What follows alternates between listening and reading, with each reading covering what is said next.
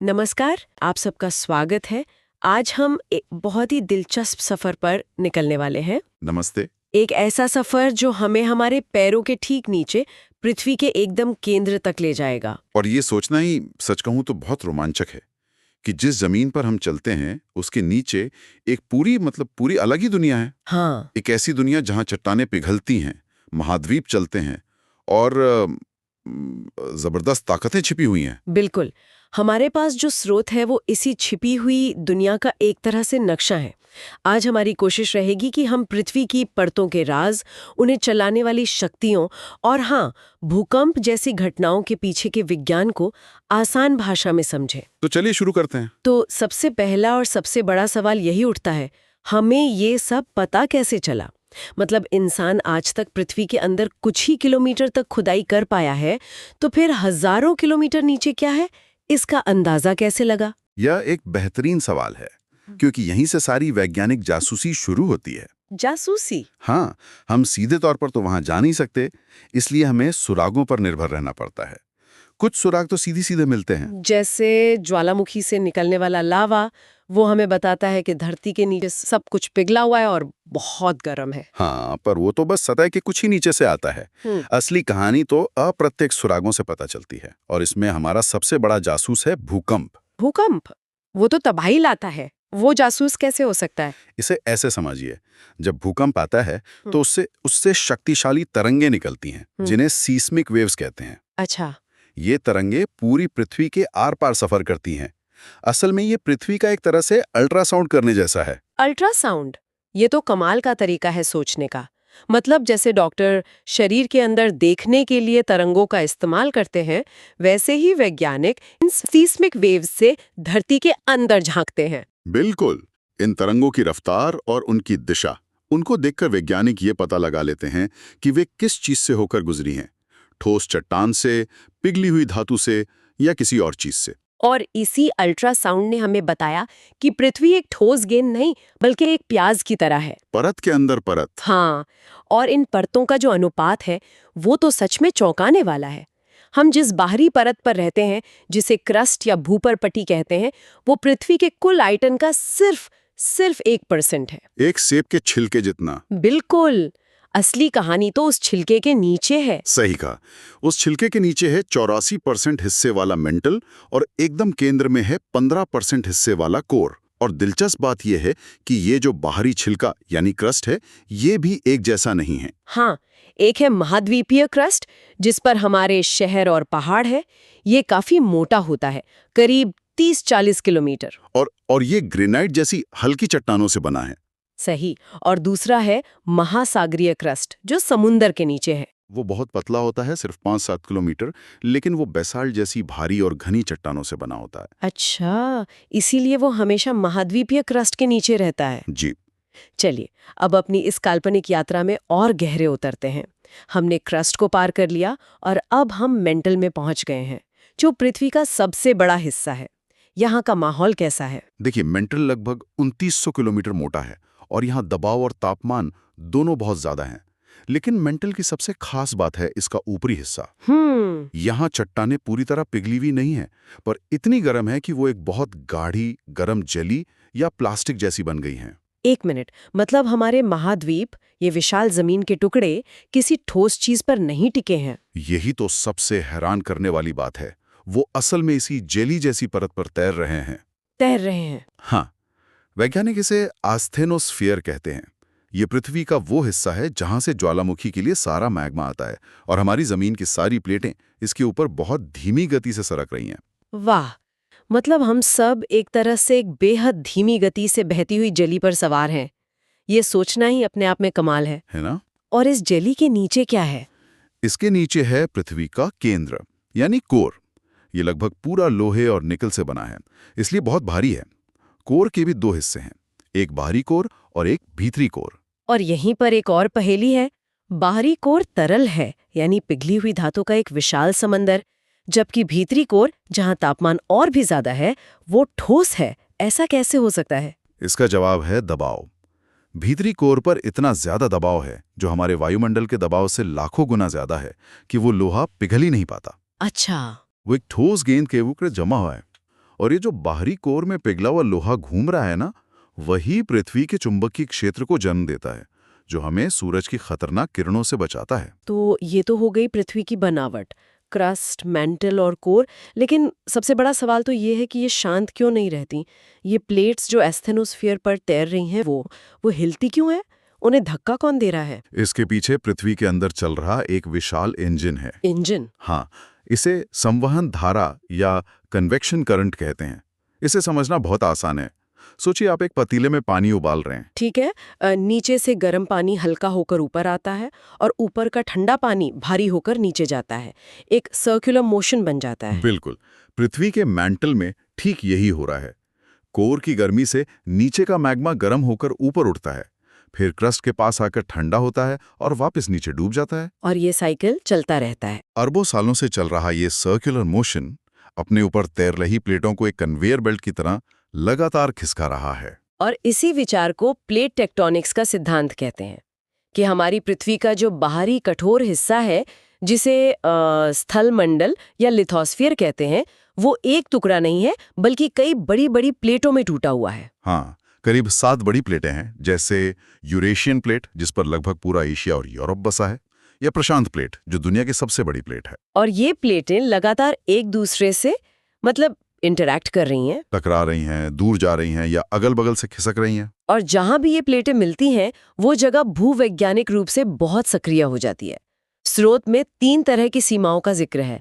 पहली है अपसारी, जहां प्लेटें एक दूसरे से दूर जा रही हैं। यहाँ जमीन फट जाती है और नीचे से मैग्मा ऊपर आकर नई जमीन बनाता है। अटलांटिक महासागर के बीच में एक पूरी पर्वत श्रृंखला इसी तरह बन रही है। अच्छा, और दूसरी है अभिसारी, जहां प्लेटें आमने सामने से टकराती हैं।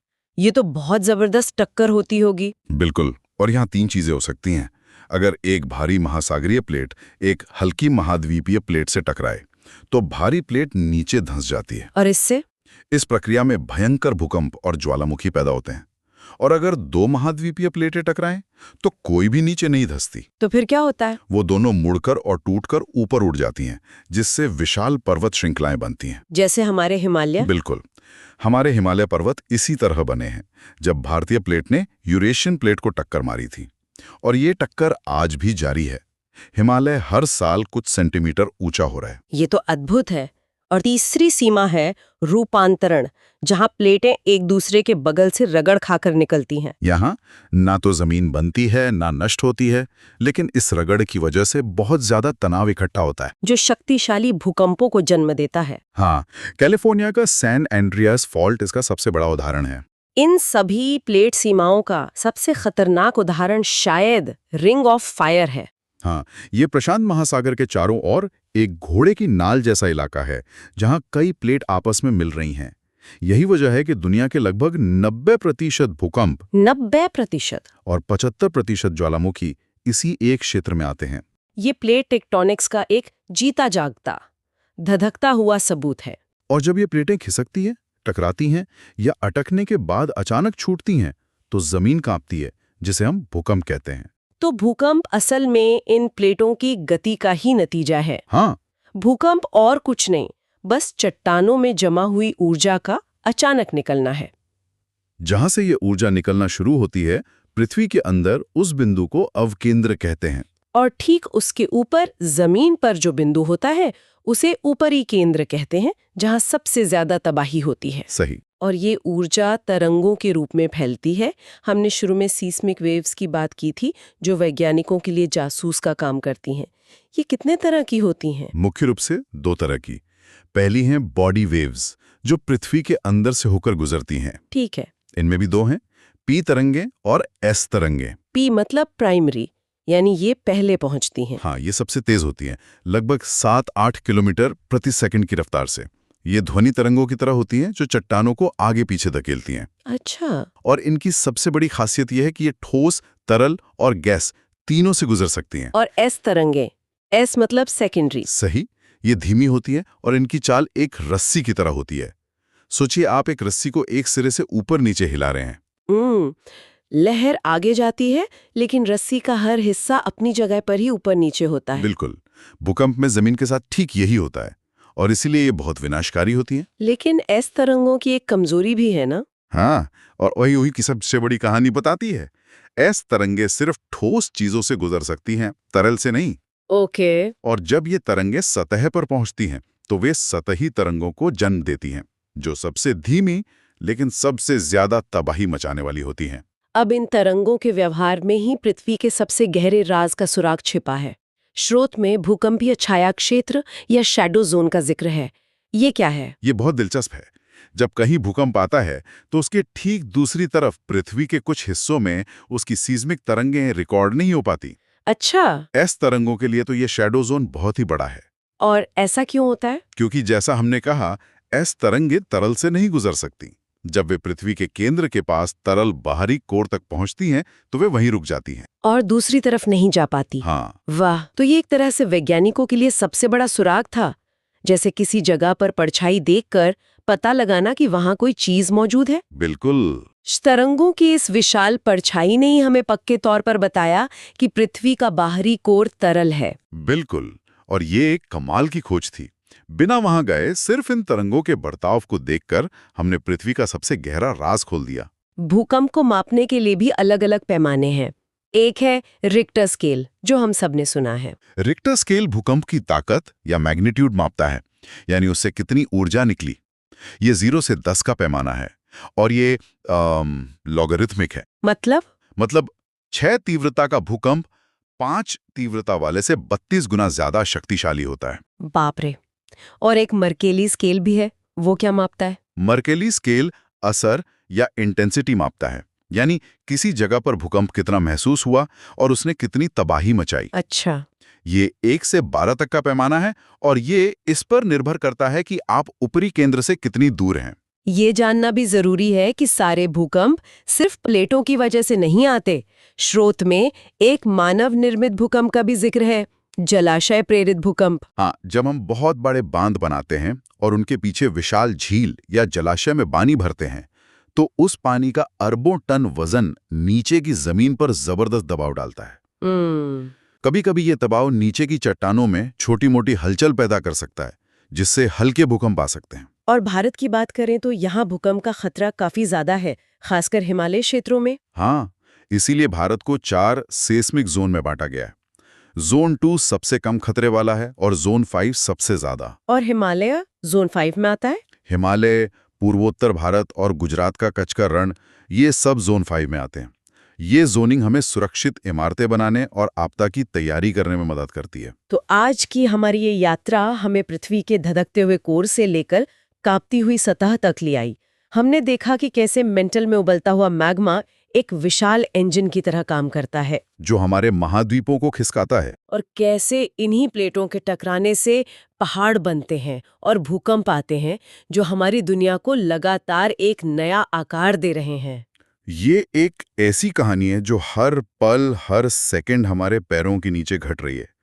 हम एक शांत ग्रह पर नहीं, बल्कि एक बेहद सक्रिय और जिंदा ग्रह पर रहते हैं। जाते जाते स्रोत में एक बहुत ही आकर्षक बात का जिक्र है, जो हमें प्रकृति के रहस्यों के बारे में सोचने पर मजबूर करता है। कौन सी बात? जानवरों के व्यवहार के बारे में। कई जगहों पर यह देखा गया है कि भूकंप आने से ठीक पहले जानवर जैसे कुत्ते, पक्षी या सांप अजीब व्यवहार करने लगते हैं। हाँ, ये सुना है। ऐसा माना जाता है कि शायद वे जमीन से निकलने वाली सूक्ष्म तरंगों या बदलते चुंबकीय क्षेत्रों को महसूस कर सकते हैं। हाँ, ये एक ऐसा क्षेत्र है जिस पर अभी भी शोध चल रहा है। यह हमें याद दिलाता है कि हमारे आसपास ऐसी बहुत सी चीजें हैं जिन्हें हमारी उन्नत तकनीक भी अभी तक पूरी तरह से समझ नहीं पाई है। और यहीं पर हम अपने श्रोताओं के लिए एक विचार छोड़ना चाहते हैं।